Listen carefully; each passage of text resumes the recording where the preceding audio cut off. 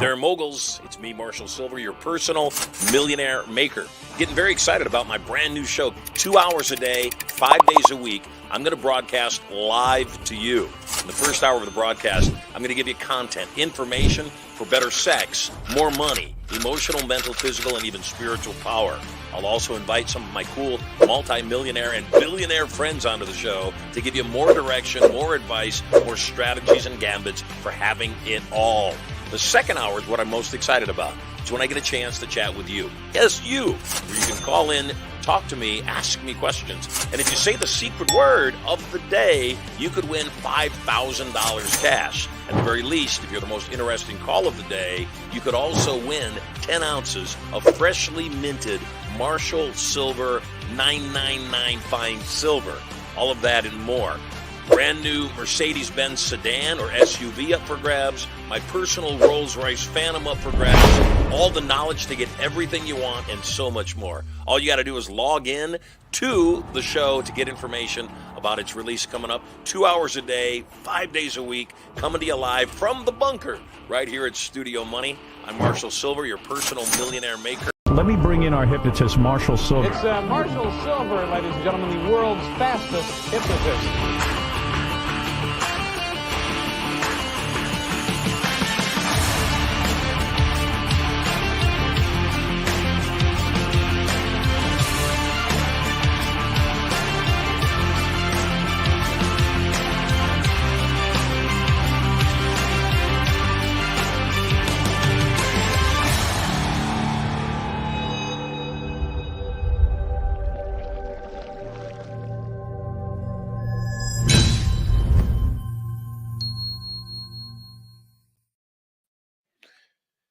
Hello, my little chickadees. Welcome home. Hope you had an awesome weekend. I know I did. We just got back from a remarkable walk on the beach with my family. Two of my kids were awake when we decided to go on the walk this morning. One of them was sleeping. We had to come up with a new agreement. Wake us up. Ask us if we want to come. I think that's a pretty good agreement. Also, what else going on this weekend? The weather was gorgeous. Padres won 2 out of 4 against the Snakes, the Diamondbacks. So it's a good day. No, it's great. I'm Marshall Sylver. This is Marshall Sylver Live, where we get together 5 days a week live. And that's the key. It's live. Anything can happen and often does. And we ask questions of our guests that make them squirm a little bit, only a little bit. And then maybe we give away cash. Maybe we don't. Depends on your enthusiasm level. The only way I can determine your enthusiasm level at this point is for you to say hello in the chat to me and also to let me know you got a great question for me to answer here live on the air. On today's Marshall Sylver Live, we're going to chat with Lisa Dare. Lisa is principal and CEO of Lisa Dare and Associates. How much creativity went into that name? Almost as much as Sylver Enterprises. She's an executive coach, a leadership practitioner, and a facilitator with close to 20 years of experience. Her past background includes practicing as a clinical hospital pharmacist and a medical sales representative for several major pharmaceutical companies. As a dedicated lifelong learner, she's continually adding new and innovative tools to her coaching and consulting toolkit. This enables her to support clients in becoming the best version of themselves in the pursuit of living their lives in the biggest and greatest way possible. In addition to her business pursuits, she's also a caregiver to her mom and continually learning how to juggle priorities between work and personal life. You know I love you. You know I love our guests. Let our guests know that you love them too by saying a nice big Marshall Sylver welcome in the chat to Lisa Dare. Welcome to the show, Lisa. Glad you're here. Hello, Marshall. Sorry to get the unmute button going. That's okay. You just like my wife, doesn't know how to turn the mute button off me. That's for sure. And I live that way, on the edge. Where are you calling from? I am in Calgary, which is in Western Canada. We love Calgary. Yeah. There is a sushi bar in Calgary, and my wife will know the name of it. It'll come to me. It's. You eat sushi at all? I do. I love sushi. It's the chef's name. It's one name, and I'm going to message my wife because it'll come to me because it's the best sushi I've ever had. Oh, okay. And we stumbled into it when I was doing an event up. It'll come to me. We stumbled on the place when we were doing a turning point up there, and we sat down, and the chef started serving us. And right after he started serving us, he said, "May I order for you?" And I said, yeah, absolutely. And he took care of us the rest of the night, created the whole meal, and it was the best sushi I've ever had. And I love sushi. I love Nobu and some other high-end sushi places, but it was great. So Nice. Tojo, it'll come to me. I'm going to ask my wife. So talk to us. You're up in Calgary. Tell us about yourself and what you do, and then let's dive into some fun questions. Yeah. So, as you mentioned in the intro, I am an executive coach. A lot of the work that I do focuses on leadership development, leaders at all levels of organizations. I also do facilitation work. So, I teach at the University of Calgary here where I live. And also facilitate all kinds of different workshops, do some consulting work as well, and just also kind of expanding out into doing more presentations and speaking. So it's a whole gamut of stuff that I do, Marshall, but every day is different. And I love what I do because I get to help people in the best way possible. It's a bit of a switch, kind of a flip to go from pharmacist, pharmaceutical sales into business coaching. What was the thing that made you switch? That's a great question. So, funnily enough, one of my first gigs when I got into consulting work was actually doing career transition work. And, usually in that process, we're giving people a lot of strategies, a whole process on how to sort of reinvent yourself into a new career or look for work. And my whole path was very organic. Quite honestly, I would get bored and then I would look for something else to do. So I think I realized quite early on as a clinical pharmacist that that 9 to 5 kind of shift work thing wasn't really for me. And as I look back, I also realized that that's the very beginnings of when I realized that leadership was actually really important in terms of how organizations run, the level of satisfaction that people get from going to work. And I guess, as time evolved, moving from that clinical pharmacy role, public service, into that private sector, I really got that taste of being entrepreneurial. And at the same time, got an opportunity to do some coaching training. And at the end of that workshop, realized that, oh, I do a lot of that and I could actually get paid for doing that. It's like, why wouldn't I want to do that? So that's how I kind of got into coaching. And more specifically, I love that executive business piece of coaching because I just think businesses are amazing. Businesses start with some kind of idea, something that they want to do to change the world. And what better way to help people to bring their ideas and their impact into the world than to support them as a coach. What do you think is the basis of coaching? I'll give you an example of what I think it is. We Mhm. do escape rooms. My family loves escape rooms. You know what escape rooms are? Have you done them? I have not, but I think I know the gist of what they are, Marshall. Yeah. Yeah, so basically, you get locked in a room and you've got an hour to escape. You got to solve clues and then get out of the room. And the reason that I love escape rooms is it goes to the premise that every game is winnable and that Mm, what you've got to do is figure out, what's the victory in the game. I tell people, I ask them, would you like to know how to win every single day in the casino? And people always say, "Oh yeah, I'd love to know how to win every single day." And I say the answer is real simple: buy the casino. The casino wins just about every single day. It's rare that it doesn't. And so again, I look at business that same way. There's no point in getting angry at the game. The question is, what's the victory? You got to be very clear on what outcome is. What is the victory here? And then you've got to be able to change up strategy until you come to that victory. It's always a matter of what you're looking for is where you haven't looked yet. What do you first and foremost? Who are the majority of your clients? What kinds of businesses? so the kinds of businesses that I work with, Marshall, I would say really are fairly major organizations. So some of them are multinational, some of them are global.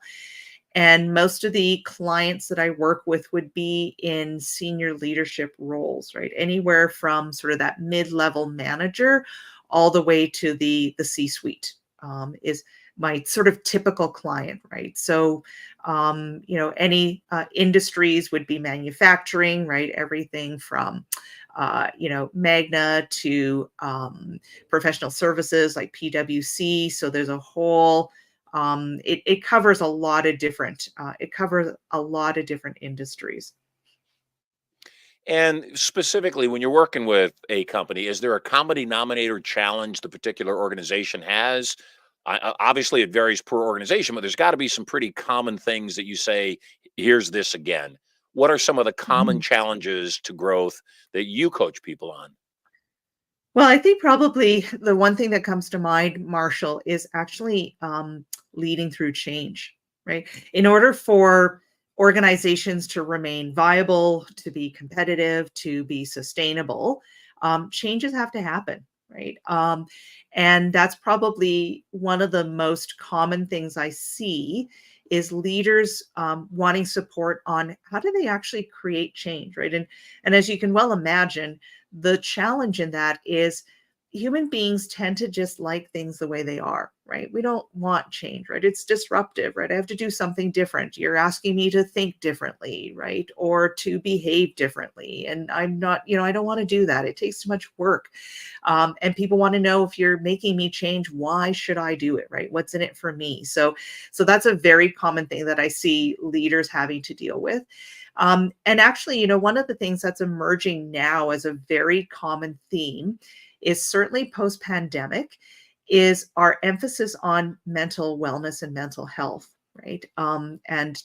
So I think one of the things that I'm seeing for leaders that they're sort of being tasked with is how do they manage that? How do they support employees? How do they identify those issues, right? How do organizations create a culture and a climate and a structure that actually allows people to come to work and be mentally well, right? In addition to doing their job, how do they support their mental wellness? So that's a big challenge. And quite honestly, the other one, Marshall, is the pace at which things are happening. So our world is moving so quickly, and it's complex. And leaders have to juggle a lot of priorities. I just had a session this morning with some leaders, and one of the things that came up was one of the leaders said, well, as soon as I put out one fire, it's like all of a sudden another fire comes up, and then you got to pivot, right? You had a plan of what you wanted to do, what you want to accomplish with your team. And now all of a sudden this other thing comes up, and you've got to pivot, and you've got to constantly juggle all these different priorities. So those are just like top of mind, some of the common things that I hear from my leaders. We went on a walk this morning. I had knee treatment about a month ago, and so my knees are recovering still. And so we went on a walk, and two of my kids got up early. Two of my three kids got up early, wanted to walk with us.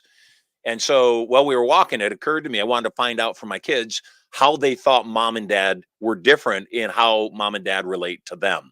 So kind of like, how are your managers different and how they talk to you is basically what the question was. And my daughter is so cute. She's 9. And so she was just talking about how our personalities are different. And my son Sterling, who produces this show, by the way, he said something, and I thought it was profound. He said, Mom lets us know what we're doing wrong and then explains to us what we're doing wrong. And then, directs us and tells us what she wants us to do. And I said, okay, how am I different? He said, it seems like you try to get us to figure out what you want us to do differently without coming out and saying it. And he's 100% spot on. Obviously that is what I'm doing. I'm wanting them to come to the conclusion of what the new behavior needs to be. And I thought that that's very much how managers operate. Is often, you especially your C-level managers, your lower level managers, and that's why they're that type of manager, is they often want to manage. And I don't want to manage that, as the leader of this organization called my family, I don't want to manage. What I want each of the entities to manage themselves. And so that very much is what I want to do. We have a second son, and my second son, I wanted to teach him how to be considerate. I wanted it forefront on his mind. And so the approach I went about was not one that was fun for me or him, frankly, except now, since that time, that adjustment, consistently above and beyond, figuring out how he can be considerate. And what do you think? What are some different management styles, and what could I do as a leader to be a more effective leader?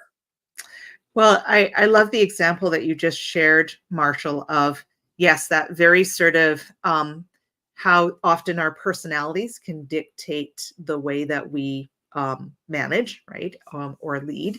And I think, first of all, I would say that there's a distinction between managing and leading. So, to your point, um, the very simple working definition that I will often share with my clients is that managers get stuff done by people and leaders get things done through people. So yours is a beautiful example of your Yeah, wife manages, right? And there's nothing wrong with that, right? Because there correct. are times when you have team members, people that report to you, that you require that direction to be given to them. But as you said, as a leader, what you really want to do is have people find their own sense of motivation and initiative as to why they want to do something differently, right? Or why they want to do what they do, right? Why does somebody want to come to work, right? Like, why do they want to get up in the morning and show up, right? And so, absolutely, what you described as that approach of like letting people figure it out for themselves, right? Letting your son figure it out for themselves. That is like absolutely spot on in terms of coaching. Because I know in your intro, you talked about the Padres, so the whole sport analogy right now, of course, I'm Canadian, right? So we've got a Canadian team in the Stanley Cup final, right? How cool. Um, I will say, not that I'm cheering for them because I'm from Calgary and Edmonton is north of us, right? They're our rivals. To my husband's disdain, but think about those really great sport coaches, right? Yes, you've got incredible raw talent that you are trying to really channel into those results that you want to get as a team.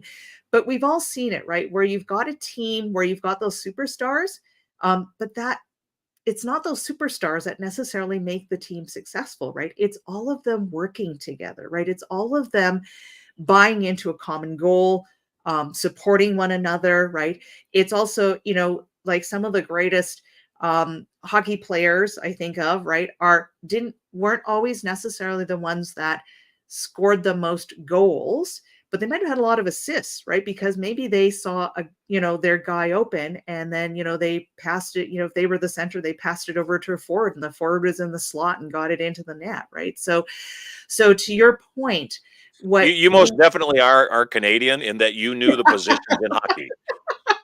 I just want to point that out because I'll take your word for it. and a girl that knows all that too, right? So Yeah, I how grew up sexy with is that? right? I grew up with a whole family of boys. But to your point, Marshall, at, as you move into those higher level positions with an organization, you don't have time to get your hands dirty, right? You're like the chess master that's moving the chess pieces on the board to win the game. And so, in other words, you've got to be able to have that vision. You've got to inspire people. You've got to motivate them. You've actually got to trust that people know what they're doing, right? And you allow them to take initiative. So all of those things that you described with that sort of coach approach are actually really important as people move up in their career and levels within an organization. One of my experiences is that I like people experiencing something not working out. I'm okay with that. In fact, Mhm. I again, um, we have a place down near our home in San Diego called the Wild Animal Park, and I love this place. It's a big natural park. I don't know if you've heard of it. That it's not like a traditional zoo in that the enclosures are huge, and so the animals live out on the Serengeti, basically, in this big, huge enclosure. They live together, and I always thought that was great. And there's a tour guide. I love this woman. She's astounding. Not only does she really know her stuff, she makes it massively entertaining. And one day we were on a tour, and I asked her, I said, "Do you guys still use carrot and stick?" And she said, "We don't use stick." And I said, "Why is that?" She said, "Because some of the creatures like the stick. Some of the creatures like to be spanked." And my wife immediately perked up and was finally in the conversation. And the thing about it is, though, is she said, unless they got the stick on their own. And I said, "What do you mean?" She said, let's imagine that there is a hole in the rocks, and we know a snake lives in that hole. And we know also, though, there's fresh water there, and the snake knows there's fresh water there. So the snake knows that the creatures come there for fresh water. She said, we've got to let the creature see the snake on their own rather than keep the creature away from the hole consistently. Because no matter what, if we just train the creature to go away from the hole, sooner or later, because there was no pain, the creature finds the hole and puts its head in there. It's got to see the snake. And I thought, what a great analogy. I mean, that's the whole thing about the burner, is that, yeah, you can tell the kid the burner's hot. You can say, stay away from that burner. You're going to get burned if you go there, but you can't stop it every time it reaches for the burner, because sooner or later, you're not going to be there to stop it, and it's going to reach for the burner. And the fastest way for that, for your kid to learn, don't touch the burner, is to touch the burner. And as painful as that is, as a parent, sometimes that is what's required. And so, again, on a business level, sometimes you've got to lose money with a teammate so they get, this is how you lost money. And because it's not their money, they don't feel the same kind of pain that the owner or the organization might feel, because it's not their money. And yet you still need to let them touch the burner, feel the pain. And if they don't feel the pain, point out the fact, show the burn on your body. Yeah, you didn't get burned, but I did, because you touched it on my behalf. I got burned. And so unless you wanted me to get a tattoo above that scar on the burn that says, hey, John did this to me, don't touch the burner again, because otherwise it looks like I'm the idiot. Well, it's interesting that you say that, Marshall, because it's actually a big thing right now in the work that I do to talk about how do organizations leverage failure, right? Because we are a very failure adverse Society. I'm going to say society, right? Yeah, I would agree. Right. We expect perfection, right? You don't want to screw up, right? And yet we know that, for example, when we look at other cultures like the Japanese culture, like how some of By those the way, you're up in Calgary, large Asian population, Calgary. My wife's half Filipina. Okay. What nationality are you? Chinese. Got it? Mhm. So Yeah. So, I know that I think it was Toyota was one of the companies where they actually encourage people to try things and take risks and make mistakes, right? Because I think, to what you're saying, if we're not prepared to make mistakes, one, we're going to be risk adverse, right? Because we're just going to always contain ourselves. And secondly, where does creativity come from, right? Or experimentation come from? It comes from the willingness to try something different, right? Or if we look at any of the very successful business people out there, right? If we think of like Steve Jobs, right? Like that's like the ultimate in like somebody who did things that people went like, is that guy crazy? Like, where's that coming from? Or Elon Musk, right? Who would have thought that, somebody was going to start a company and start like space tourism, right? Like, so all of those kinds of ideas, or Sarah Blakely with Spanx, who decided that she didn't like conventional pantyhose and cut the feet off and decided to create a different kind of hosiery for women, right? Like all of those are examples of people willing to try something that no one else had done, that maybe looked a little bit stupid or weird, but they put it out there, right? Just to see where it would go. I saw an a video interview with Steve Ballmer back in, I think, maybe 2007. The iPhone had just come out. It was ridiculously expensive for a phone. It was like $500 at a time when most phones were half that to, buy the phone. And Ballmer was going on and on. He was almost being, condescending. No, that's not true. He was being condescending. And he said, we got our own phones. We sell millions of phones. Apple has sold 0 phones. They're coming out with this very expensive phone. Let's see what happens, in 6 months. Well, we did, and we have. And, I confess, when the iPhone first came out and I saw it was a phone that didn't have a keypad, didn't have any buttons, it wasn't a BlackBerry, I couldn't type on it like that. And even I said, I don't know about that phone. That's odd. But now, obviously, everything is smart. Almost all phones are smart now. And so, again, it's those risk takers. The reason I was asking you about your culture is I've been to China over 20 times. And clearly, were you born in China? No, I was born in Hong Kong, but I came when I was a baby. So, So you, I'm sure you still understand culturally. Anybody that pretends culture isn't real and that different ethnicities don't have certain characteristics because of their ethnicity, because of the culture and the way they're brought up, and the Asian culture often doesn't like to make mistakes. That it's almost shameful to make mistakes, and that was the thing when I went to China, that I saw people doing their very best to be good, doing their mhm, very best to not be offensive in any way, doing their very best to stay in line. And I watched some atrocities of people stepping out of line, trying to get to me to get an autograph or talk to me because I was the mhm, celebrity in town. And I saw what I thought was a sure way to make sure people don't step out of line. And so, I take a look at anybody that's stepping out of line by society's standards and being a rebel to a degree as just being massively courageous. And I think, again, as leaders, Steve Jobs is a classic example. Elon Musk, classic example of people doing things in a different way, facing ridicule again and again and again and again, but still saying, okay, if I'm wrong, then I'll be wrong and be embarrassed. But if I'm not wrong, remember this conversation.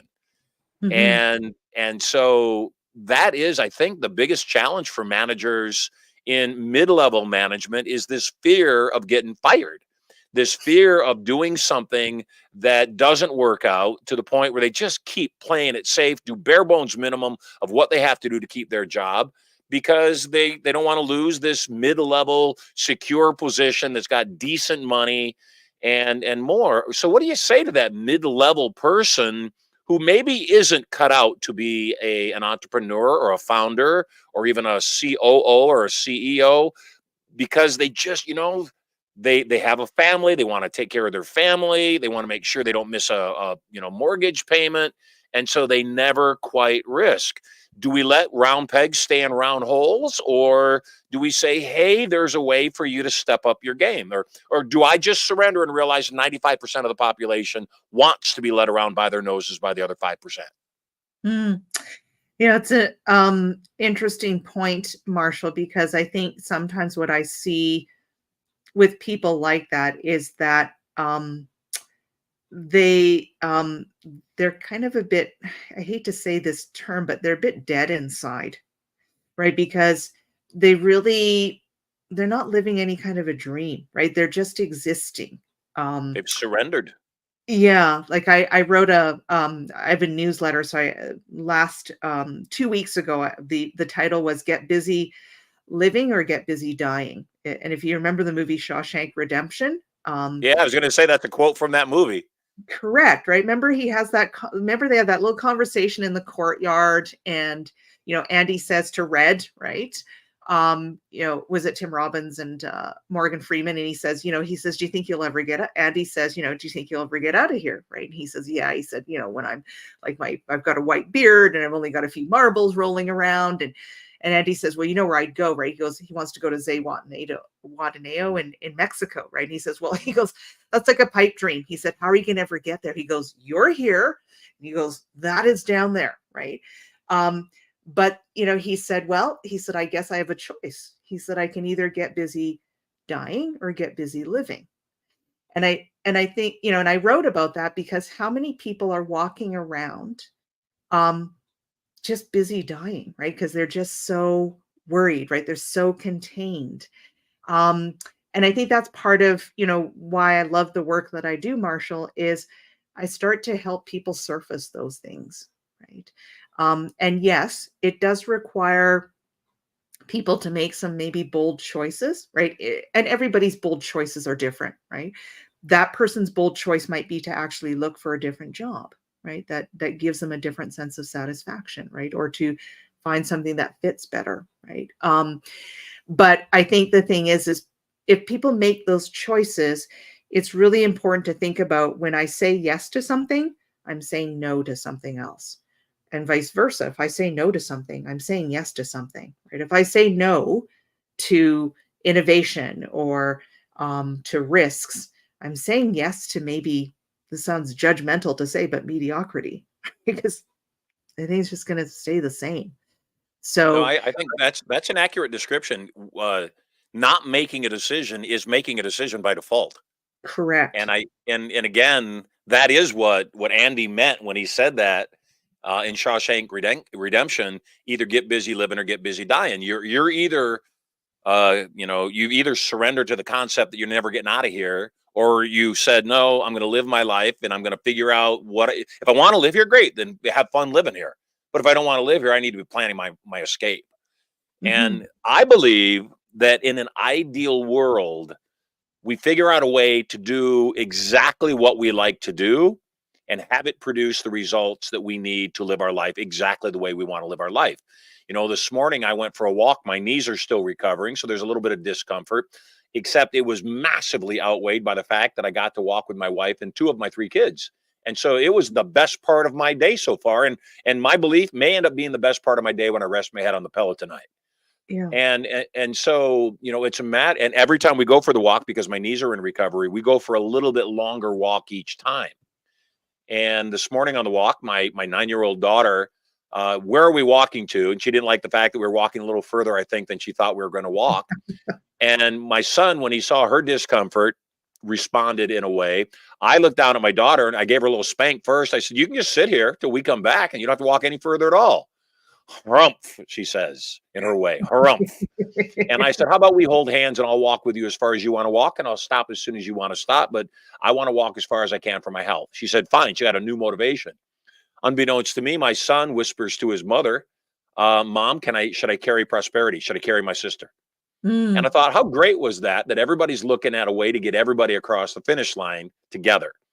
And yes. and that is part of what I think in conversation with that leadership versus management is I think leadership is always better at helping people understand the motivation.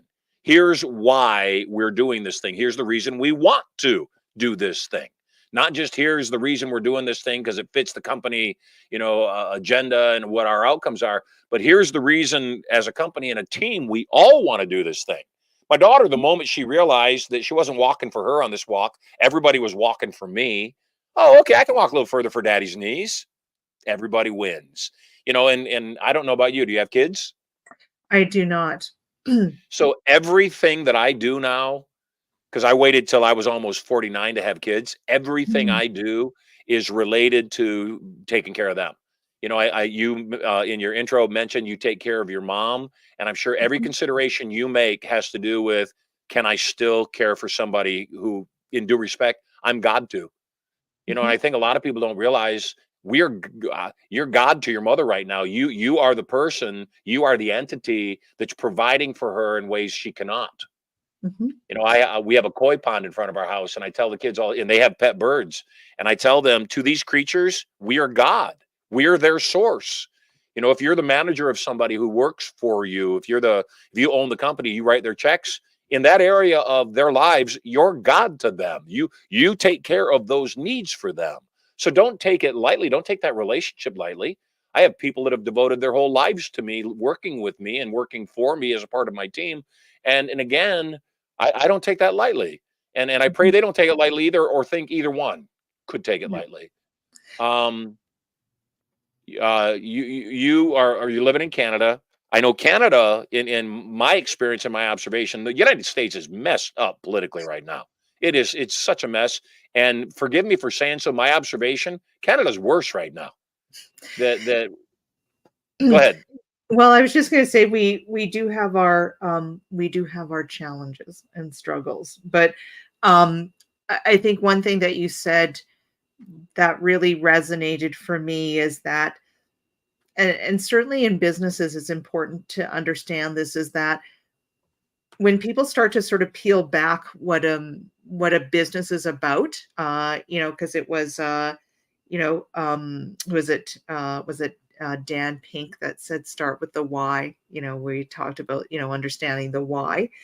Um in your story, right? You said, well, we want to walk a little bit further, and your daughter kind of was like, oh, I don't want to go any further, right? But this is like usually as far as we go, right? But for you, it's the, yeah, I want to keep um you know exercising my knees. But as you said, the underlying importance of that is you want to be there for your kids. right? The more that you take care of your health, the more that you're going to be able to be there for your kids, right? And it's the same thing as you said for organizations. It's the same thing for politicians, right? Yes, there's a lot of things in Canada that we're struggling with right now. I mean, we've got a government that's overspending, right? We're really like our federal government is like pushing us into a lot of debt. And I think that's a great example of where we can see leaders losing sight of why they're where they are, right? It's like somehow they lost sight of what was important, which was the people that they serve, right? And whether somebody voted for you or not, your responsibility is still to serve the citizens of the country or state or province that you were elected to, right? And some bad decisions are being made, right? So absolutely, right? We are having our struggles as well, Marshall, and our Bank of Canada, like the equivalent of your Fed, didn't make smart decisions around interest rates, right? So we struggle with inflation, right?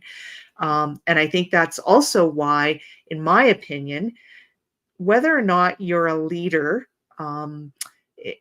professionally or even in your personal world, we are all leaders because we even as an individual could affect change, right? We have a voice, right? And we have the ability to put that voice into the space to try and affect change as much as we can, right? To make our world a better world. And so I personally think that we're all leaders, right? And it's important for us all to think about that and really think about how we can be better at that. You mentioned, and if this is not an area you're comfortable in, you can tell me. You mentioned that our leaders have forgotten what they were elected for. Do you think that's it, or do you think that our leaders worldwide? And by the way, Canada takes a lot of clues from the U.S. That's my experience. That because we're neighbors, because we're so close, the culture in Mexico is very different than the culture in the U.S., but the culture in Canada is not that different than the culture in the U.S. It's very similar. So I think it takes a lot of cues. And my opinion about what's happening in politics right now is not that the politicians don't care as much as they used to, or they're forgetting why they were elected. I think that their truth is being more exposed right now, that their real agendas and their real motivations, they're not hiding them anymore. And I think that are certainly in the United States, it's true. I know that to be absolutely true, that it used to be more hidden. And I think what's happening in the world, because we're seeing it in France, we're seeing it over in London. I saw a big rally in London, and we're seeing it worldwide. The internet has changed our ability to communicate with each other. So, you and I as friends, I see a news report, tanks going up the street in Calgary. I contact you and I say, Lisa, do you see tanks? There's no tanks here, Marshall. I said, I'm watching a news report and they're showing tanks go up and down your street, right by your home. And you say, Marshall, there's no tanks here. So the fact checks get done faster. And I think with the fact checks getting done faster, the truth is coming out more and more. And again, I don't care who you're voting for, and I don't care where your politics lie. The question is, are our governments spending more money than they have? And if they are they making us sign, contracts and debt load that we didn't agree to? And that is what's going on right now. So the bigger question is, how do common people deal with, because this is coming back to the management question. I'm an employee. The company is not running well. The owners of the company are wasting money on all sorts of things. They're going to drive the company into the ground. And ultimately, the company's going to go bankrupt. I'm going to be out of a job, but I'm just a worker bee. What do I do? So that's the question, in my country is, it's going to hell in a handbasket. All sorts of policies that don't serve, at least me, and I don't think serve the majority of people. Policies are being made to appease a small group of people that don't represent the majority of people, but I've got to allow them, and again, just shut my mouth and or what? Move? So what's the solution if I'm in a company or a country and the policies are getting worse and worse and worse? What do I do? Do I quit? Do I go somewhere else? Do I start my own company? Do I start my own country? Do I buy an island? What do I do? And by the way, I'm not joking. You laughed, and it's a real question I got these days. Well, I think, the unfortunate thing is if we were to move, I don't know that it's really great anywhere, right? As you said, that probably is not one of the top solutions. I mean, yeah, I don't know. Like, I mean, obviously, in a democracy, presumably, right, we are exercising our democratic right to put our voice out there. Um, but interestingly enough, just even where I live, because we are talking about a housing crisis, and I don't know if the US talks about this, but we talk about a housing crisis in Canada, that, there is not enough, right, housing to accommodate our population. So most recently where I live in my city, we had what they call blanket rezoning. So they're changing the way that if someone were to build a new property, the zoning is done, right? And it's basically saying you can now, build a multi-family home if you wish to, and likely, your neighbors can't really oppose it, right? Because we're here to try and build more housing for people.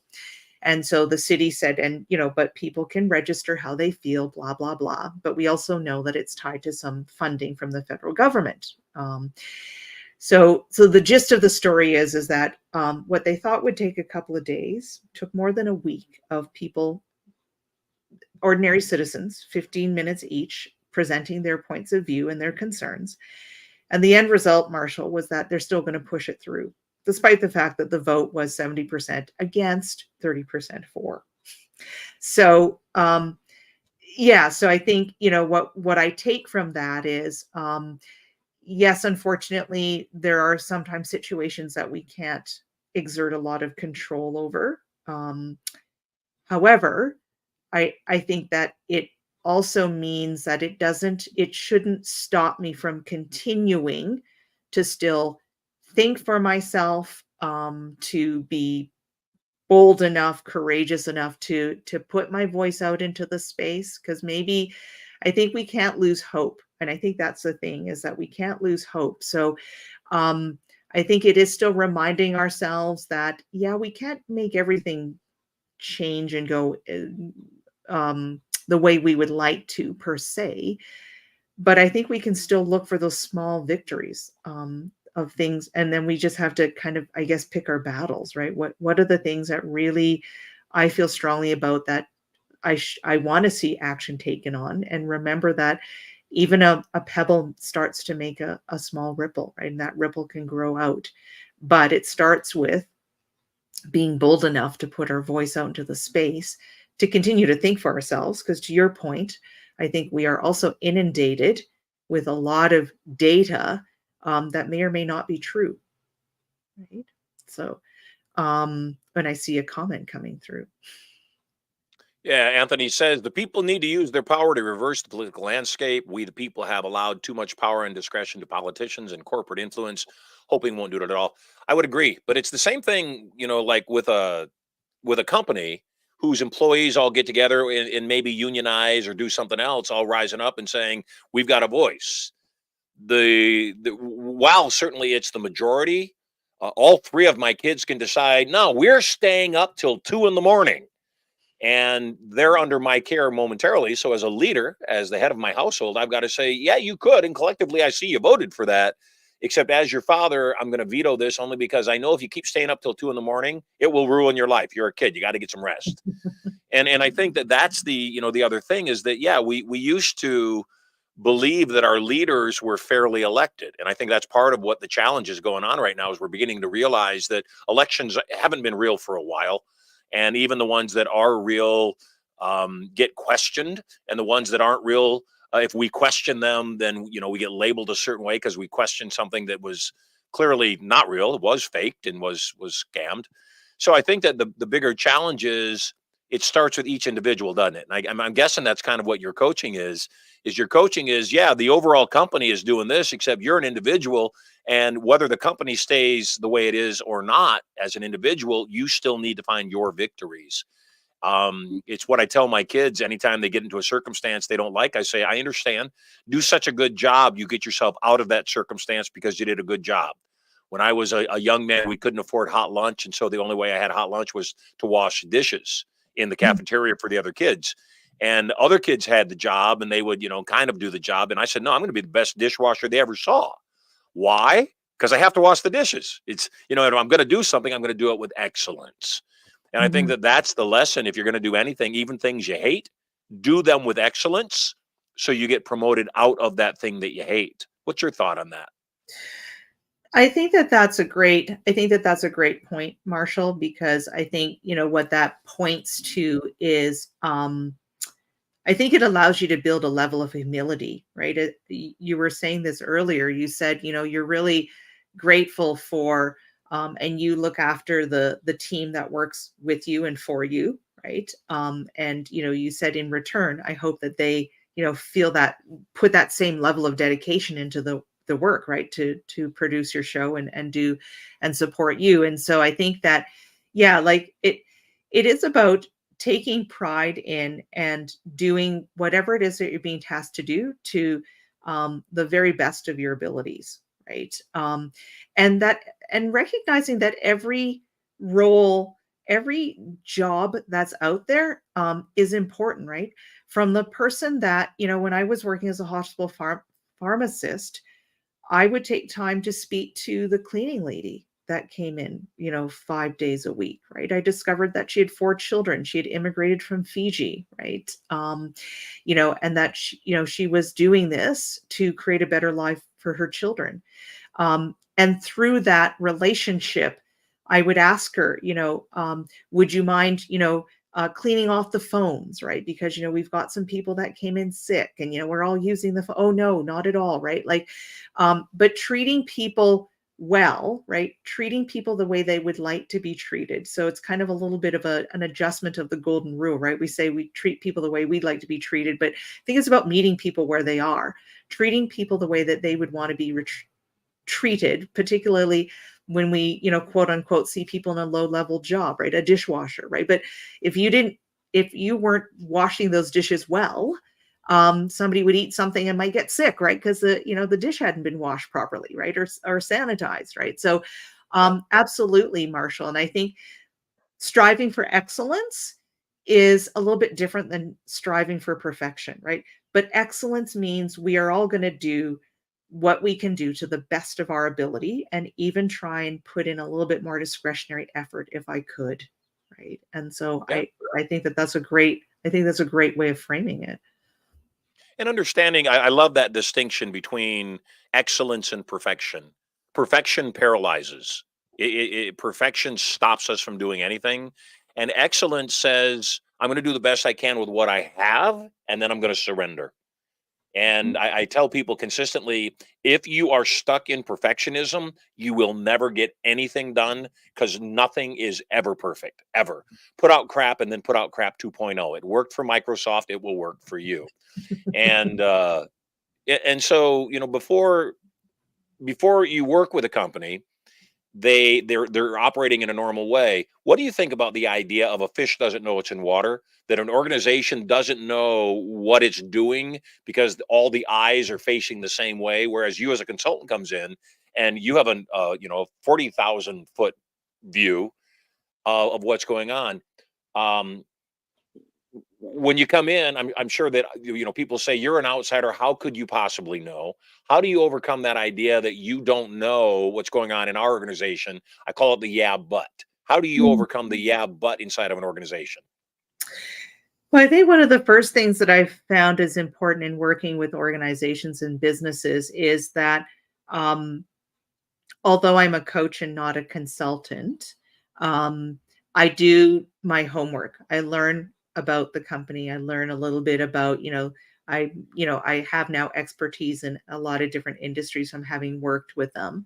I think it's also important to understand the landscape of where they're operating in, right? If I'm working with, for example, an oil and gas company, right, there's a lot where I live, because it's very similar to being in Houston, right? Calgary is sort of like similar to Houston, is to understand what are the kinds of challenges that they are facing because of the industry that they're in. I do a little bit of homework on the company itself. And I think, typically, Marshall, when an organization is enlisting the services of a coach, they do get a sense that something's going on, or certainly there is somebody within the company that's an advocate to say, hey, we need this, we need this like support right in our organization.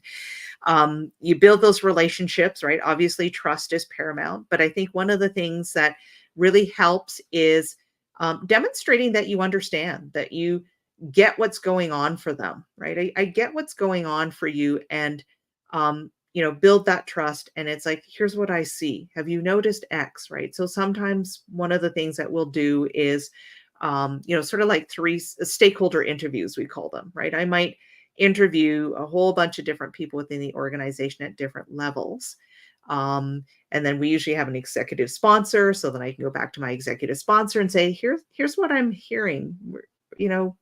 Were you aware of this, right? Or how's it landing with you, right? But again, it's the establish that you get them, right? You do your homework, build that trusting relationship, set out very clear expectations in terms of what the scope of the work that you can do, and continue to communicate back and forth, right? And also get really clear about what you can deliver, right? Because it's like, we can't work miracles, but here's what we can move the needle on, right? Is, if this is what you want, movement on, let's talk about how we can measure that, and, what it's going to look like if we can move the needle on it. So those would be some of the things that I would do when I work with corporate clients. Awesome. Hey, thank you so much for taking the time to be here. Tojo is the name of the sushi Okay. bar. So if you haven't been to Tojo's, check it out, and then tell Tojo hypnotist Marshall Sylver sent you. We've had so many. In fact, I might even go up to Calgary just to go to that sushi bar again. It's so good. It's just amazing. I Before will we wrap up, definitely. how do people get a hold of you? I'm on social media, Marshall. So I've got Instagram, LinkedIn is where I hang out a lot, Facebook as well, and hope have a website under construction. So that will be coming soon as well. Lovely. Any last thing you want to say to the audience before we wrap up the interview? The last thing that I would say, Marshall, is just what we were talking about, is that sometimes situations that seem hopeless or challenging, we always have to remind ourselves, just like we spoke about before in the movie The Shawshank Redemption, there's always choices. And we just, no matter how challenging or dire a situation is, we are always at choice. And not making a choice is also a choice. I love it. You're amazing. Hey, do you get to the States at all? I do from time to time, yeah. I would like to give you a little gift. It is 2 tickets to an event that I do about every other month in usually Las Vegas or San Diego, but they usually are in Las Vegas. And it's called Turning Point. And I would love to Oh, have you and a guest come join me, hang out. I'd love to get to know you. And I would love to see you there anytime you would like to be my guest. Just call the office at 1-800-92-POWER, and they will get you set up. So thanks for being on the show.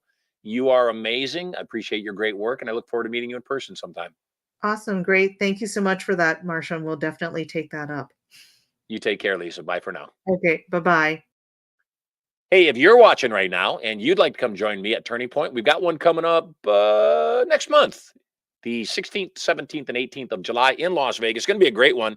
In fact, this morning I came up with an idea. I was never a sports fan in my life of organized sports. My answer was always, why would I watch a team I don't own? And that was always my opinion. I never have ever been into professional sports because I don't play professional sports. And I always thought it was kind of like living other people's lives. My son Maximus loves baseball. And because he loves baseball and I love my son, I have an affection toward the Padres now, baseball, MLB. And every time we watch a game, they play a commercial for the swag that you can get when you go to the ballpark. And when you go to the ballpark, you, on a given day, you might get a jersey from one player or a hat from another player or a bobblehead from another player. And I decided this morning, actually, on my walk, it occurred to me that we are going to start giving away swag for each turning point. Not the same swag, different swag for each turning point. So one turning point, you might get Certified millionaire whose money has not been deposited in my bank account yet t-shirt. Another time you might get, together we got this hat. Another time you might get a what would a millionaire do mug. So all the above. So here's the point.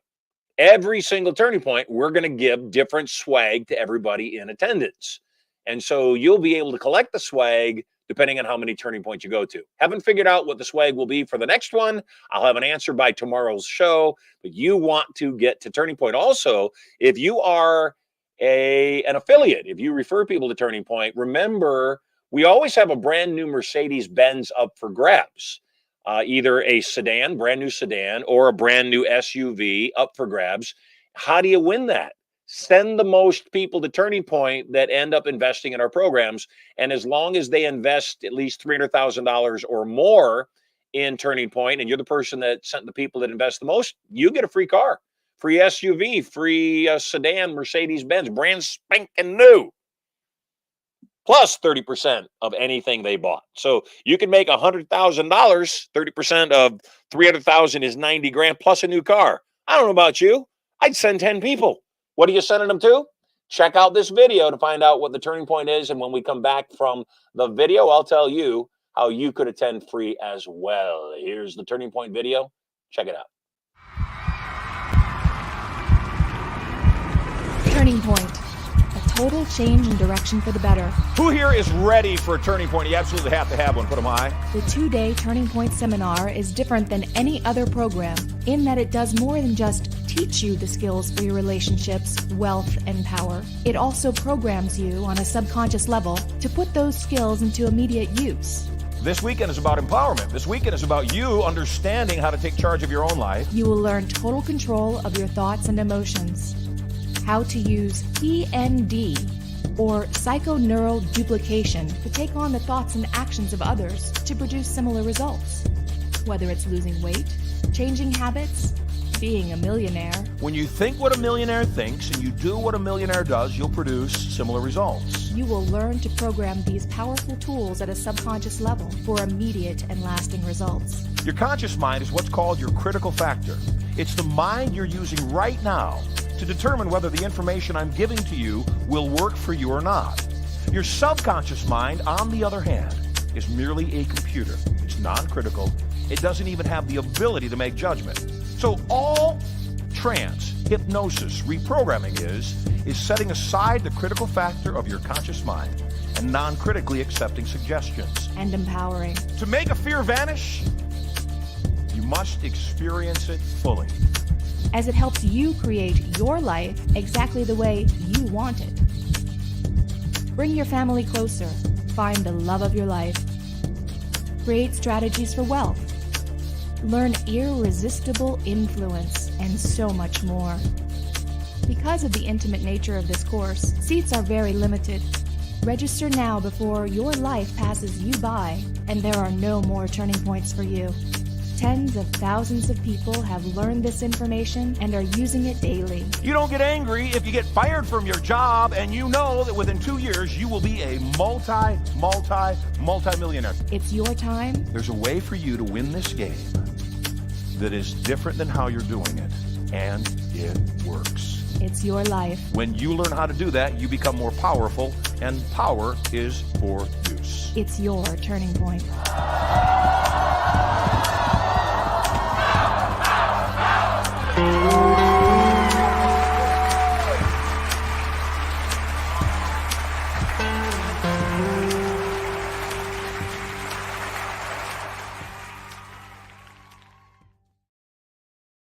Learning should be fun. If you'd like to join me at Turning Point, I'd love to have you. If you are the first 3 people right now who call 1-800-92-POWER, tell Anthony Escamilla, my executive assistant, 1-800-92-POWER, tell Anthony that I invited you to Turning Point in July. It's only for the July event.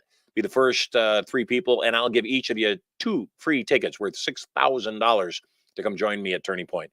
Before we wrap up the show today, I'm going to take a couple of email questions.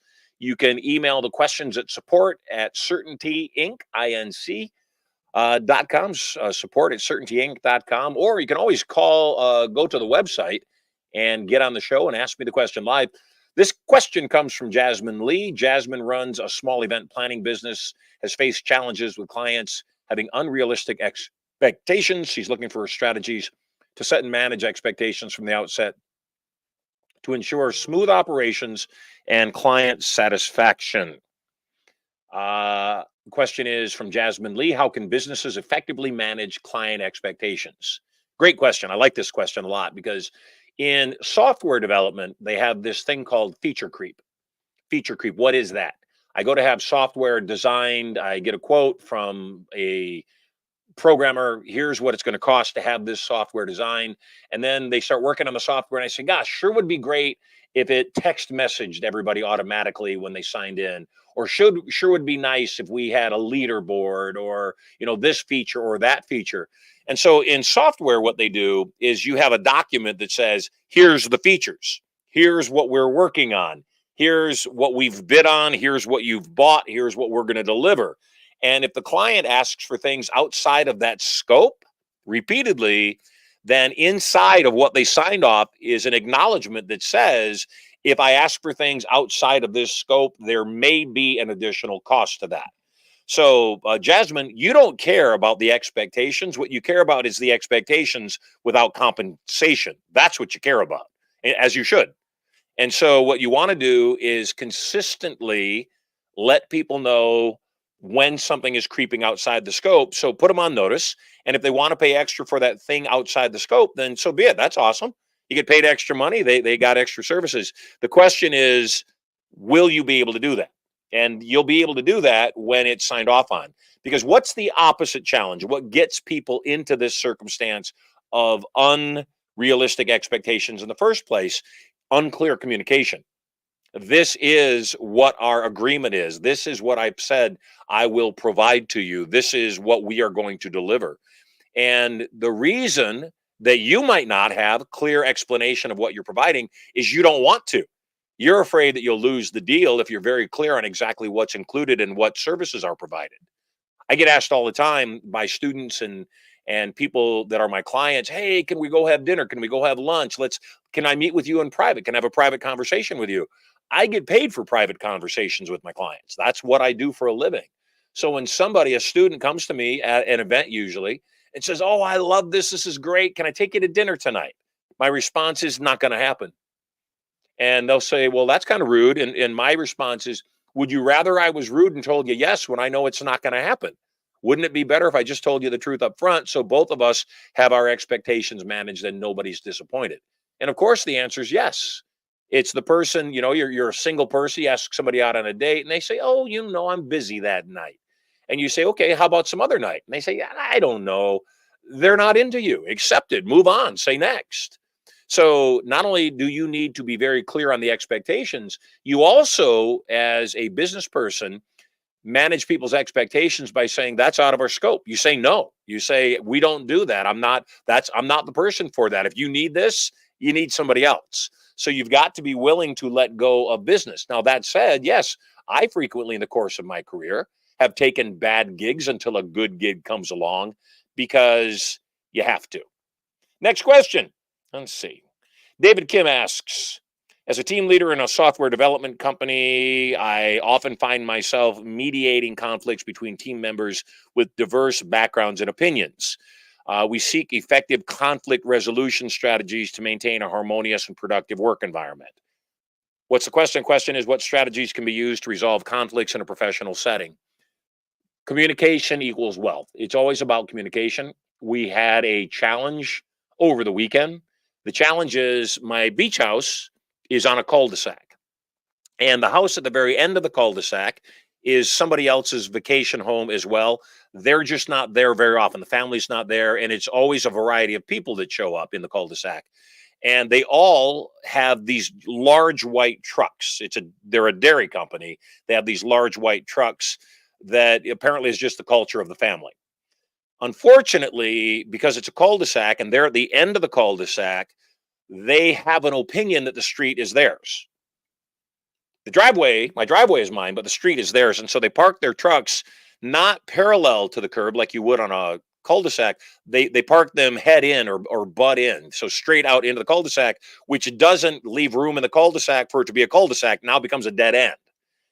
Oftentimes, when they filled up those parking spaces against the curb, they'll just park in the middle of the cul-de-sac, facing the driveway, not in their driveway, but just facing the driveway, which now means the car's parked literally in the middle of the street. I put notes on the cars. I've said, with your car parked in the middle of the street, it's hard for us to get in and out of our driveway. Please don't park there. And it just doesn't seem to work. So ultimately, how do you resolve conflicts? You point out consequences to people inside the conflict. Here's the conflict. If we had a bigger cul-de-sac, I wouldn't care. We don't. And to get out of the driveway, not only do I have to avoid the car, which is dangerous, it also is just massively inconvenient. And it's the middle of the cul-de-sac. So I contacted parking enforcement, and I asked first, am I unreasonable? Is it appropriate for them to park here in the middle of the cul-de-sac? And parking enforcement said, no, we'll ticket them. And if they park there enough, we'll have them towed. And so I pointed out to the neighbor, look, I've attempted to have this conversation. I've repeatedly put notes asking you not to park in the middle of the street. Apparently not everybody gets the note because nobody got the message because they're still parked in the middle of the street. And they said, well, your car is parked on the curb where we would normally park. And my response is, yes, my car, because we had people in our driveway, was parked on the curb, but it's not your curb. It's the public's curb. Your driveway is your driveway. So if I park in the middle of the street, I imagine you'd have a challenge with me. And again, it's not just my opinion. Parking enforcement says they have a challenge with that as well. So while you're my neighbor, I don't want to have you towed or ticketed. That's my only solution at this point, unless you've got another solution. There's no other solution. Don't park in the middle of the street. Park your car against the curb. And so we came back, and I expected some kickback, some blowback, and I didn't get any. To their credit, I mean, I was making a reasonable request. But I think sometimes what happens is people don't understand they're being unreasonable. So the strategy to resolve conflicts is to say, if you have another solution, I'm open to it. You know, my wife and I never argue about whether the toilet seat is up or down, because I pointed out, as much as you might be frustrated going in and the seat is up, imagine a man coming in and the seat is down. So it goes both ways. So I will put the seat down for you if you'll agree to put the seat up for me. And if you don't want to put the seat up for me, I'm cool with that. I won't give you grief for putting it down if you don't give me grief for keeping it up. That's pretty much our options, because you're not entitled to have the seat down. Now, there may be some ladies watching this right now going, no, you need to put the seat down. No, I don't, actually. So you either need to be happy with me keeping the seat up, or we can form an agreement that we both watch out for each other, which is kind of silly. Let's just not be upset about a toilet seat. Let's just get over it. Let's never bring it up again. It's a freaking toilet seat, ladies. You are loved. And I don't care if you come to our house, toilet seat up, toilet seat down. I don't care. Just flush. Yes, we can agree on that. Just flush. You got to flush. Unless your pee was completely clear, then I don't know. So it doesn't matter. And it saves water. Welcome to California. Hey, you are loved. I prayed if you want to come join us at Turning Point, you do. I've been teaching the program for 40 years, 4 decades, and we've changed millions of lives. And Lord knows it's your time. So come join me. Totally free as my guest. If you called 1-800-92-POWER and you were one of the first 3 people, yep, I look forward to seeing you there. If you didn't call 1-800-92-POWER, okay, I won't miss you. I won't even think about you, actually, because you didn't call. I'm Marshall Sylver. We are live 5 days a week. Tomorrow, 10 a.m., same bat channel, same bat time. I look forward to seeing you again soon. Until then, make it an awesome day. Bye for now. Hey there, moguls. It's me, Marshall Sylver, your personal millionaire maker. Getting very excited about my brand new show coming up 2 hours a day, 5 days a week. I'm going to broadcast live to you. I'm going to give you content, information, emotional, mental, physical, and even spiritual power. I'll also invite some of my cool multi-millionaire and billionaire friends onto the show to give you more direction, more advice for having it all. All the knowledge to get everything you want and so much more. All you got to do is log in to the show to get information coming to you live from the bunker right here at Studio Money. So stay tuned.